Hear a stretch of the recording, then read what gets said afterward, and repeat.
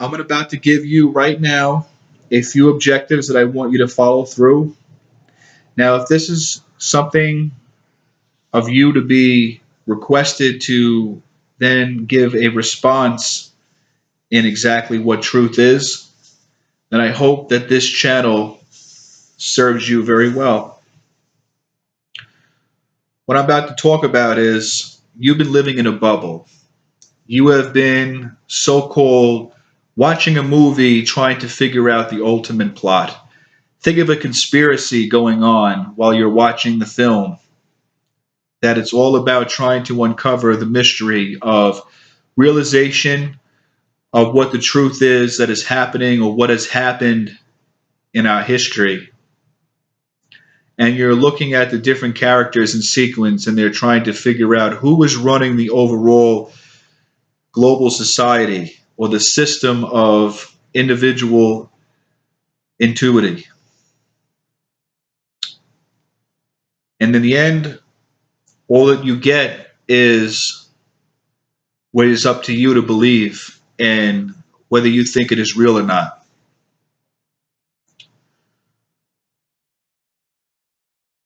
Everything in this life and the universe and etc. is based on a polarity. Think of the yin and yang. There are two sides of the equation and they both have intricate meanings. They both represent something that is relative to life's purpose and life's struggles and the ultimate design for what side we want to be on as far as what we believe. That's what it ultimately represents as far as the belief. When you look at yourself and you wake up every day, what is the first thing that you critique within your realm of thinking whenever you look at yourself? You put yourself on the highest pedestal that you can imagine because it is only you that lives in this world and that perceives through this world within your own context of frame. But when you go out and you're in the world, you meet other like-minded beings or you meet different beings of different thoughts that may be contrary to everything that you see yourself in. And what do? You put on a facade. You put on an imaginary display of becoming what other people think, what they ultimately believe, so you could then try to fit in into being accepted, because that's what most of us all do. We play these roles to placate to other individuals for some sort of material or some sort of spiritual gain, whatever it might be, or even economical, because that's what it is. We are all actors on a stage playing our roles, fulfilling our roles, like Shakespeare had quoted or said. So when you think about the whole concept of what is truth, what is universal, what is the whole reason for having to pick a so-called political side of the equation and trying to fight for some kind of justice, whatever that justice pertains to us, is because we choose to believe that that is the right formation of what we so call as justice. So I'm going to give you a little antonym. I'm going to give you a little bit of time to reconcile whatever that you look at as non-praiseworthy. Okay? Think of, for an example, two political, let's say, ideologies. And we'll take the left versus the right. Let's say you are an individual who believes that being aligned with whatever is pertaining to the left is the right way of our society to be, invested, and that it should be the way how society should run is based on the ideology. If you're someone who is a left person, free Medicare, free health care, free housing, anti capitalism, believes in gender equality rights, believes fully in a woman's reproductive rights, believes in all of the Marxist sort of teachers, and believes that there should be a redistribution of wealth. Now I'm going, a little bit far to, like, if you're someone who's like on the far end of the left spectrum. I'm not saying that if you're a left that you believe in all of these things. I'm just paraphrasing to an extreme. And that is the same case if you're somebody who is on the right to the far end of the spectrum. You believe in complete national sovereignty. You're somebody who is a full-fledged capitalist. You are opposed to anyone that is thinking in terms that is opposite of what you believe, and you are fighting simply against what you believe would be an enemy of all of those things that you adhere and that you fight for ideally. And what I'm trying to say is that people that are on the left and people that are on the right demonize each other as enemies politically, socially, economically, and spiritually. So where does this get us? It simply brings us to that two sides are fighting for causes, individuals that pertain to whatever each side. They are fighting the other side on who is right, and that which society is more moral and what is just as far as what society as a whole should be under, how we should go about, carrying ourselves, and how we should create the world around us. Neither individuals from either side will ever reconcile to get along simply because they are fighting for different causes, different belief structures. So this is how enemies are created. Now, I'm going to give you a good case in point. I'll take going with individuals that are on the left side of the equation. You take someone like Donald Trump, who you will call misogynist, a tax evader, someone who is in the conspiracy of having, so-called secret meetings with Russia, and who is a pawn for Russian elitists, and all the things that you could think of that you would defile this man as being corrupt and unjust. And the arguments, whatever you may have that is presentable, that could be argued with facts, I'll just say, without taking any kind of, sides, whatever you may want to see it as.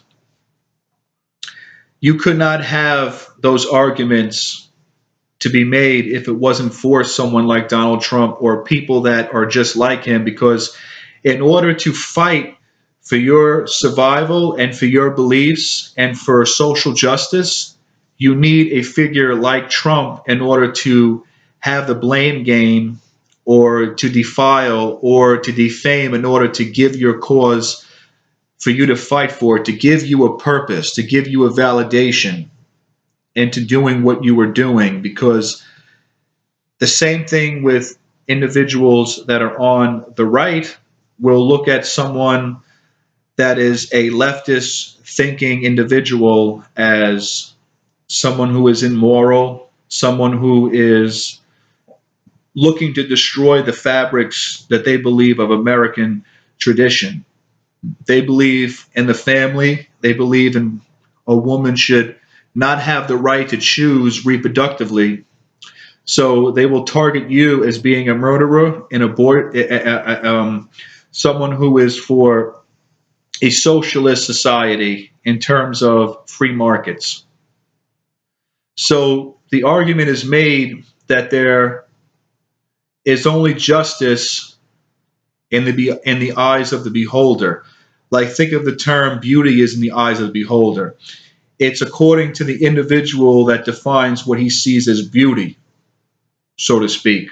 And that is the same thing with two sides. It is according to what and how they see what is just or justice.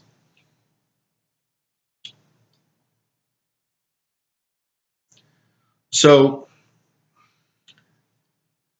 in just that regard, there is no such thing as enemies. I'm saying real enemies. You have to be able to realize, if you're somebody who's on the outside and you're looking at all of this, you will say that it is necessary to have both sides, because in order to have a validation for my cause, in order for there to be justice, whatever side that a person is fighting for, there has to be that opposite end to fight against in order to give reasoning. Because if you're somebody that wants free housing for all, free Medicare for all, rights for all individuals, and you get rid of and demonize completely the other side to where they no longer exist in the context of, having a stance and ideology, whatever you're fighting for will become eventually non-void, because there will be no enemies to seek out that is on the other side of the equation. So what will happen is that you will internalize and then start to turn on yourselves of your own, within your own group of individuals, and all of your beliefs that you hold. You will start to pick enemies within. And this is why I call the destruction that will eventually be within. It usually happens when there is no outside enemy, I'm saying ideology wise, to then seek out in order to give yourself the validation that you were looking for. So everything is a polar opposite. When you think of the rich and the poor, it's the same thing. If you're somebody who is at the bottom toll, who is struggling in society, who sees everyone who is wealthy, successful, that they are no good, that they are corrupt, and that they have no soul, and that they are greedy, and that they are only looking to get richer and richer, and that you believe that they are suppressing you if you're somebody who is living below the poverty line in society. You will basically look at anyone who is wealthy, successful as an enemy. But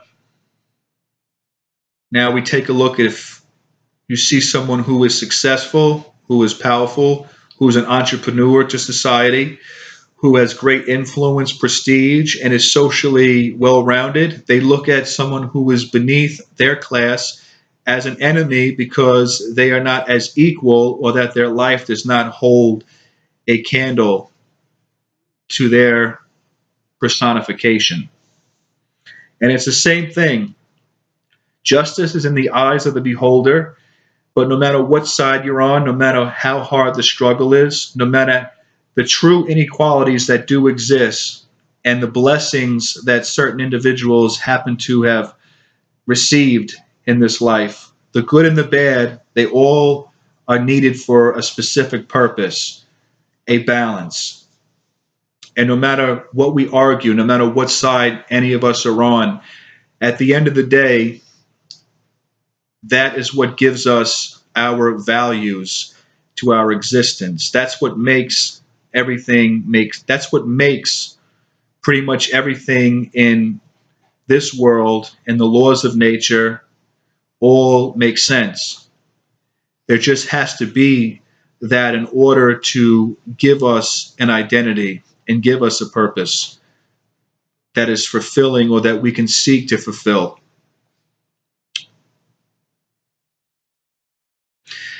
If you read, for example, like in the Bible, it says there cannot be love without hate, or there can be no joy without sorrow. You cannot have, being happy without being sad. You have to mourn, but then you have to go on. It's just everything has a yin and yang personification model that is stemmed within all of us and in the laws of relativity.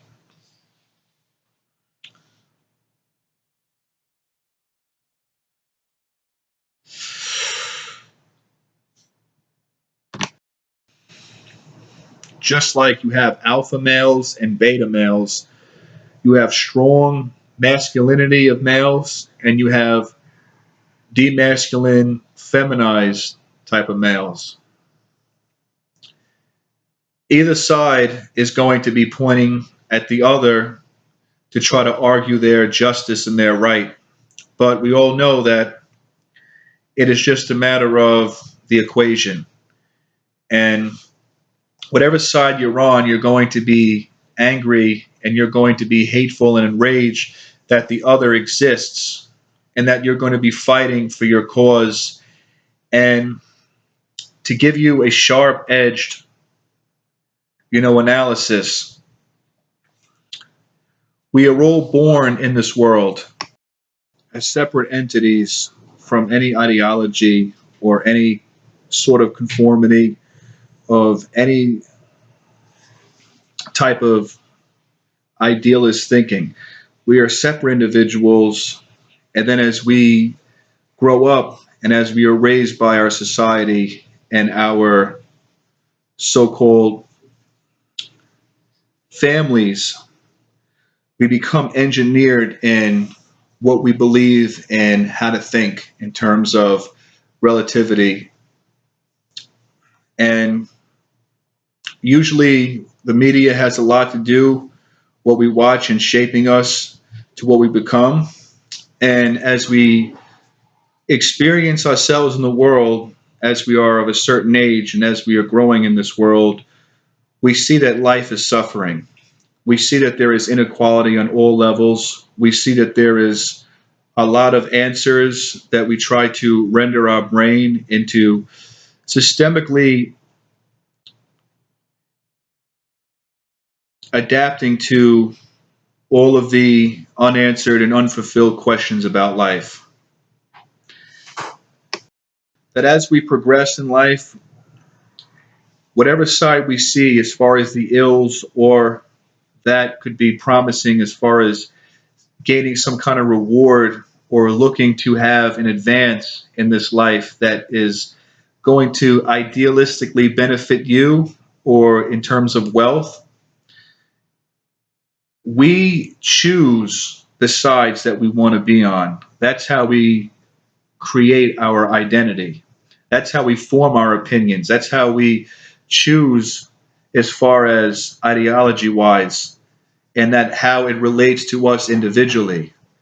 That's the truth as far as everything that you need to know. If you choose to believe that having power, sustaining power, creating economic wealth, somebody that is only looking to have over others in a so-called tyrannical way. Think of being remotely in another country and you only think about wanting to be the leader of that country so you could have dominance over the masses. Or if you're looking to be part of an elite group, then your goal in life is to strive in order to become that and to succeed at that.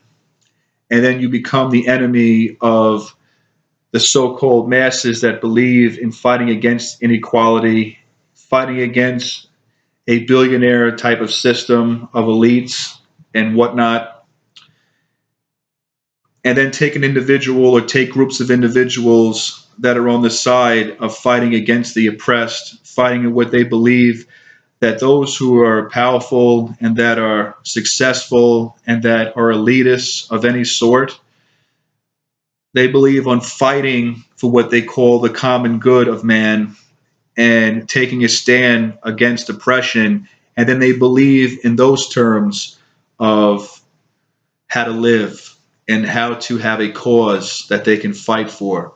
So no matter what it is, and I'm not pandering to any particular side, I am not saying that what is solely right or just or not.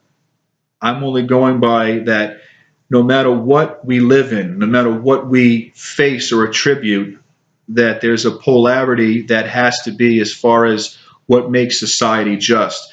Society can't exist the way that we have and can't function without creating these societies, these beliefs, having these political discussions or political beliefs. We create these movements because it gives us, like Ernest Becker had said, a hero-like system for us to fight for.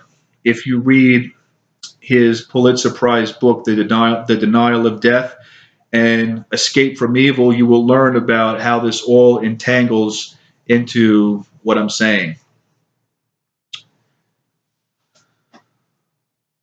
So as far as no matter your background, no matter your social class, your religious doctrine or belief or practice, or just your overall well-being, you are in a world of where you're constantly fighting an enemy that is created.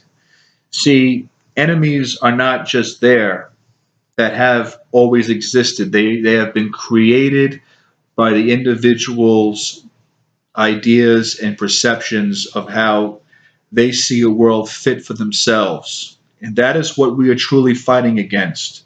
And if you're somebody who is outside of the equation and that is on the sideline view looking out from within, you will understand how this all works. This is Kevin speaking.